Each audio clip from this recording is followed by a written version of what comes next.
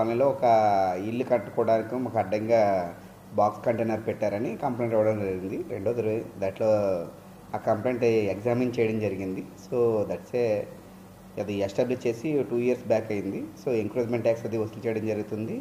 So public ఇన్కన్వీనియన్స్గా లేదని ఇప్పటి వరకు దానిపై చర్య లేదు. ఎవరైతే ఇల్లు కట్టుకుంటున్నారో వాళ్ళ దే హ్యావ్ టు కంప్లైంట్ పెట్టారు కాబట్టి వాళ్ళకి ఖాళీ చేయమని చెప్పడం జరిగింది. So in mean while they have to ఎవరైతే ఇది అప్లై చేసుకున్నారో వాళ్ళు బిల్డింగ్ ప్లాన్ అది ప్లాన్ పెట్టారా లేదా వెరిఫై చేయమని చెప్పడం జరిగింది. సో వాళ్ళు దే హ్యావ్ టు కన్స్ట్రక్షన్కి స్టార్ట్ చేసిన వెంటనే ఇది రిమూవ్ చేస్తామని వాళ్ళు కూడా రిక్వెస్ట్ చేయడం జరిగింది.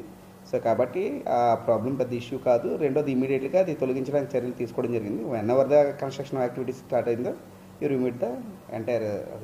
మన ఖాళీ స్థలాన్ని ఎవరైతే బయట వ్యక్తులు దే హ్యావ్ టు మన రోడ్డు స్థలాలు కానీ రోడ్డు మార్జిన్స్ కానీ ఎవరైనా సో వాళ్ళు టెంపరీగా పెట్టుకుంటే దాన్ని ఎంక్రోచ్ చేసినట్లెక్క. సో కాబట్టి టెంపరీ ఎంక్రోచ్మెంట్ కాబట్టి ఇట్స్ ఎంక్రోచ్ అంతే.